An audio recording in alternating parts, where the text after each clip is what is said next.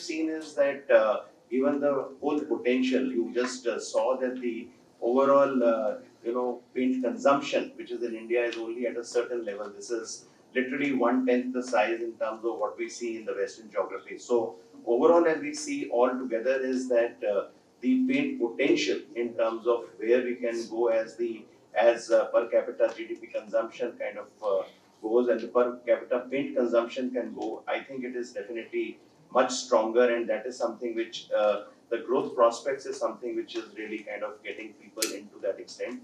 And lastly, the track record, if you see of the paint industry, the general CAGR at which the paint industry has been growing, you saw a figure of 62,000 crores, and when we kind of project this to the next 4 or 5 years, this would easily kind of go to about more than 1 lakh crores in terms of the overall size of the industry in terms of going forward. Given the fact that there is a high inflation and decent profitability in the overall business and a natural extension in the growing infrastructure in India, the way India is going overall to that extent, it becomes a really good attraction in terms of people to kind of come into this industry and start looking at paint very differently. See, it's like this industry is almost 100 years, more than 100 years old, and there is hardly any industry in this country, which is 100-year old and growing at the rate of double digit. So last 20 years, 30 years, continuously the growth is happening in the paint industry. So therefore, it is supposed to be a high growth industry. The per capita consumption is just 0.5% of the per capita income. If you really look at the paint, and as Amit was saying, if you compare with the other countries, even the country like Thailand, Indonesia, the consumption is 7 kg, 8 kgs, while in India it is about 3 to 4 kgs. So I think, and you must have seen that last 1 week, the news about China, that India is becoming the most populous country. So I think the way the government is also looking at many initiatives, the way the India story is emerging, where everybody is confident about that there is going to be economic performance, there is also going to be a social performance of the country, which means that standard of living will improve, and paint play a very important role in terms of improving the standard of living. So I think there is a confidence in the air that the paint industry, and also the penetration of the paint still is about 55%. So if you compare with some of the developed nation where the penetration is 80-90%, it is 55%. So there is a opportunity in terms of the penetration continue to go up. There is an opportunity in terms of that India is a populous, and therefore that more and more consumption happen. There is an opportunity in terms of that repainting cycle keep reducing, and therefore the consumption of the paint will keep increasing. And also, I think in this industry for last so many years, the players have maintained quite a good discipline and equilibrium in terms of maintaining high growth and decent profitability. So I think that is becoming the point of attraction for the other players, that if the industry is going to go at this particular rate, they can be a part of this growth story. Just to add one more point, that if you look at it from a global industry perspective, the global paint industry is valued at around $175 billion, and India is just $8 billion. But if you look at the growth rates which are there in India vis-a-vis the other countries, India is growing at a double digit, while most of the developed world is growing in single low digits. So if you project this in the next 20-25 years, you will find India's share in the total global paint market will significantly go up. And that's possibly the opportunity that a lot of global MNCs are seeing, and what is attracting them to this country. I can just add. Hello. Yes. Hello. Hello. So I can just add one small point. India today is one of the fastest growing economies in the world. Compare it to all the other nations in the world. So there is that much room for growth. One of the other big factors is the relatively younger population. If you look at the way the different countries are, there are a lot of senior people in many other countries. In India, there are a lot of young people. And that leads to a more aspirational expectation out of life. People want a better life, a good life. Everybody wants to be living better. So I think this is one of the biggest factors which also, and paint being a product which is associated with, like a dream house or a dream car, and, having, everybody wants to have a very nice house, Paint is associated with that. That is one of the reasons which impacts the good growth and good attraction for the paint industry.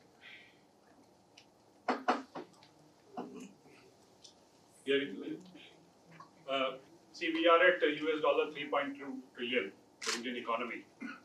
And with the government talking about reaching US dollar 5 trillion and 10 trillion. So keeping that into view, how do you see the paint industry and which are the areas of growth that you see for the paint industry? The second part is, since you are looking at, we are seeing a lot of companies acquisition happening and a lot of expansion plans coming from the paint companies. What are the expectations that you have from the government to achieve those numbers? And Nutation is talking about 2050 as the landmark. So if you can throw some numbers on 2050, that would be great. So today, when you look at the overall growth, given the way the Indian economy is getting projected, we can easily see that the industry today is poised to kind of literally grow at almost growths of anywhere between 10 to 12% every year to that extent. And if you extrapolate the figure, as I said, that for the next 5 years, you would easily kind of cross 1 lakh crore from a point of view of the paint industry. And therefore, what we see is that these growth rates should kind of continue. As Anuj was also indicating, it's a consumption economy. And what we must understand is that paint is a very big consumable in terms of looking at not only the aspects of decorating and beauty, but also from a point of view of protection in a very, very strong way. As we see today, the Indian industry from a protection point of view is extremely underdeveloped to that extent. You see the thousands of assets worth crores in terms of decaying to that extent. And today what we see is that one of the big areas which can take off with government's help is in terms of how do we kind of look at supporting the government with respect to the huge assets which can come in terms of where all paint companies can contribute from a point of view offering good products which are there, which would kind of really protect our assets as we kind of go forward to the extent. So one big area which we see is that the entire government sector, and along with that the whole institutional segment, I think is a very big piece, because with so much of industry coming in India, what we are attracting towards from the world, we have now the multinationals like Apple and all who are setting up shop in India. And India manufacturing is now becoming the next big story, given the fact that in China we are seeing all sorts of restrictions and problems in terms of what are kind of coming into that extent. Therefore, one of the big areas, according to me, which will develop apart from the whole area of home and housing, which is inflationary anyway from the point of view of what the projection of the government is, I think this whole area of government and the B2B kind of business in terms of taking up shape in a very, very strong manner in terms of how we want to kind of go ahead.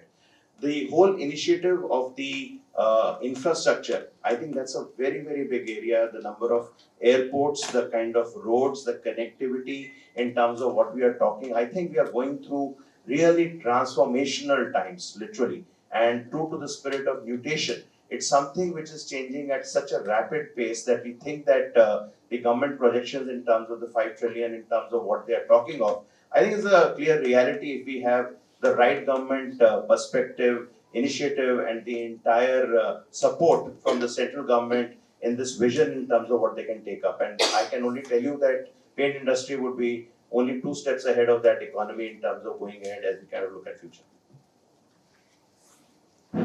Also, sir, can you talk about international competitions, particularly from China, considering the Make in India push? So what we can say is that currently, as far as the Chinese competition, as far as the paint industry is concerned, we don't have largely any Chinese competition which kind of comes in from the point of view of finished paint, which is there to that extent, because I think Indian manufacturing is cost competitive enough in terms of taking care of our own way in terms of how we can compete from the most economical segment to the most I think luxury segment, given the kind of innovation, given the kind of technology all the paint companies today are possessing and taking it. When we look at China, China is a very big source in terms of the raw materials which kind of come into our country, and therefore I think the biggest area in terms of where China basically becomes a key kind of service provider to us and a key vendor is the whole area that they are big suppliers of key raw materials, even something like a titanium dioxide. And when you look at even in case of certain monomers, certain additives, a lot of additives which kind of come in. There are a lot of big sources in China in terms of the overall support what we get. So I think China's existence from a point of view of cheaper availability of raw materials, I think is an essential thing in terms of what we are still kind of dependent on in a very big way. As far as multinationals, other than this thing is concerned, today I think Indian players are calling shots by being amongst the top 15 players in the global rankings to that extent, and therefore what we see that there is nothing that possibly multinationals are ahead from a point of view of either technology or in terms of from the point of view of manufacturing prowess or in terms of marketing capability or in terms of technology, IT or otherwise. I think the Indian companies are doing a fantastic job in terms of looking at how we are able to cater to our overall economies to that extent, and therefore I don't think so that we have any kind of apprehension from any of the multinationals kind of coming. I think they come and they possibly find to either live in coexistence with us, but I don't think so that there are any things which today paint companies in India lack. I think we are all very cutting edge in terms of the way we are able to kind of look at our businesses, look at consumer, look at our manufacturing processes, and look at in terms of taking a new path for the future. The one indirect competition, China, China in the past attracted a lot of investment, say for automobile manufacturing. And today, if you look at the policies like China plus one, Europe plus one, because this advantage was available with China because of the cheaper availability of the raw material or the cost of the labor was lower. But I think with these policies, because a lot of players and the countries are looking at de-risking, so I think the India stand advantage, and therefore China had the advantage of having better export, say for automobiles, and probably in the coming future because of these China plus one policies, maybe more manufacturing, the more production will happen in India, and therefore in Indian say automobile market which export about 15%, there's a possibility that this export can go from 15 to 25%. So from that point of view, the indirect competition from China, I think with these kind of things which are emerging, the India will be having a favorable emerging trend. Let me just add a couple of points. So 2-3 changes have happened in the last 3-4 years. Especially it has got accelerated at the time of COVID. So today a lot of industries are seeking supply reliability, which earlier was not an issue because global trade moved pretty freely. But COVID brought a lot of challenges to the Indian industry. So today it is acting as an impetus along with the government push for Make in India to actually ask MNCs to start setting up units within the country, and we're seeing a lot of renewed interest in that area, which will ensure a lot of supply reliability to the country. Second thing is the Indian industry, the paint industry itself is has grown to a particular mass in terms of size, and that's going to attract a lot of investment. And third, I think the demanding consumer is asking for a lot of international technology, what they see in maybe social media and stuff like that, which is also attracting a lot of players to the country to actually set up base and advanced R&D setups, which will actually act as an impetus to the paint industry. So that's my take on it. If I can get the last question. if I can just add to that, I wonder if you all are aware that Asian Paints is the 7th largest paint company in the world in terms of turnover, and if you look at decorative paints, probably the 4th largest. And what may surprise you to know that if you look at market cap, it is the 2nd largest in the world amongst all the paint companies. So today, I don't think the Indian paint industry is afraid of multinationals. I think it is the Indian companies that are posing a challenge to the multinationals across the world, and many Indian paint companies are setting up shop in a vast variety of countries abroad, where they are competing with the multinationals on their own turf and beating them in the game. Okay, due to shortage time, we'll have the last question now. Yeah, I wanted to know from 62,000 to 1 lakh crores, what will be the capex investment that you will be making to achieve those numbers, and what can be the probable challenges which will help you to draw down? Sorry, what you said, the last part? What are the challenges? What are the challenges that you foresee which will not be able to help you in achieving the numbers that you are talking about? and how it can be rectified moving forward? I don't think so. The latter is a reality. First of all, I think we will achieve the numbers. I think we are very clear. The only part which could kind of really be a little bit worrisome could be that if today there is a disruption which comes in the environment like we had for COVID, or there is any other disruption which kind of upsets the overall growth trajectory in terms of the kind of GDP government is planning over the years to that extent. I think it's only a certain external eventuality in terms of what really comes in. If possibly the GDP kind of continues to grow at the rate in terms of what is there, we have the right government policies and the growth and the focus in terms of infrastructure and the aiding of the manufacturing sector in terms of government's perspective. I think that would kind of only aid us to kind of really reach that kind of a number in terms of going ahead. As far as the capital expenditure, what you are talking of in terms of which can be put, I think it would be it's very difficult to kind of give a number upfront to that extent in terms of the kind of expenditure because it varies from the categories which are there in paint industry, right from the undercoats to the solvent base and the water base and the technologies which various companies put together to that extent. But overall, when we see is that I think like today we are looking at possibly investments which are going up to almost like 15,000 to 20,000 crores in terms of overall capex proposals which we kind of hear in the market to that extent. Going forward, I think we will see accordingly the entire paint companies making that kind of announcements in terms of looking at capex which would kind of come in.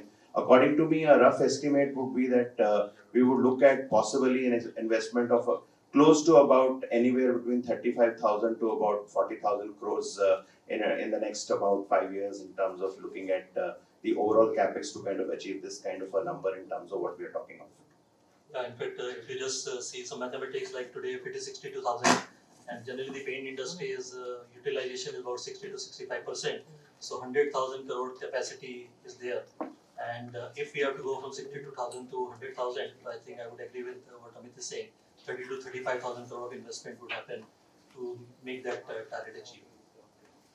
But one of the things which I keep on saying is that it's not important to focus on capex. It is more important to focus in terms of looking at how do we want to expand the market and how do we want to really grow together in terms of taking a larger share of this whole overall growth trend in terms of as it kind of really happens in India. Thank you, team. So we close this Q&A, but it is said that. One question. Sorry? Question. I think we are running short of time. Okay. Okay, last question? Yeah. Yeah, sure. Can you elaborate a bit on the paint market in Goa and growth prospects? Paint marketing? Goa. Goa. Okay, that's an interesting question. So, see, I don't think so. You should be regionalizing it so much to the extent of saying what will happen in Goa because Goa, overall, when we look at it's an integral overall part of Maharashtra in terms of what we see. It's an important tourist location. It has kind of really after COVID, what we've seen is a splurge with respect to the whole traveling investments in terms of what are happening. I hear there are almost about 10 new hotels which are coming up in North Goa with a new project with a new airport which is kind of coming to that extent. So I think more than this thing, what we see is that there would be a lot of consumption of paint happening with respect to one, the entire hospitality sector which would kind of come in. Secondly, we also see industries coming in Goa, given how the government is encouraging setup of industries. So there would be a lot of institutional sales which might happen in terms of looking at asset protection and looking at expansions of various industries which would kind of go into that extent. And given the way how Goa is expanding on all sides, I think overall the consumption of paint would be, I think, good given the fact that you are talking of huge amount of construction coming in various suburbs of Goa, even areas which are near to the Goa border are kind of growing in a very strong pitch to that extent. So I think it offers a very attractive proposition in terms of looking at Goa really kind of competing with the overall growth which are going to be happening at the country level, and especially the hospitality industry seems to be poised for a good growth. So Goa in terms of size, it will be around 200, 250 crores of a paint market size. And but Goa is quite premium. One is that a lot of institutions, the hotel industry is based here, and who's who of these institutions they are there in Goa. So it's quite a premium market, quite a vibrant market. And I think it's continuously growing. And apart from the consumption of paint, what happens in Goa, because Goa attracts a lot of tourists. So from the paint company's point of view, it's a good point of visibility also, because people come, whether it's from the country or outside the country, a lot of people visit Goa. So Goa play a very important role in terms of consumption and also in terms of the visibility, that how you can make your message go to the people. I think Goa play a very important role. Thank you. I think we'll end with the Q&A, but then we have a launch, soft launch of our own mascot. So we have Nuti for you all. Anubhaji, if you can share the Nuti with the team here. Nuti is a mascot for this conference.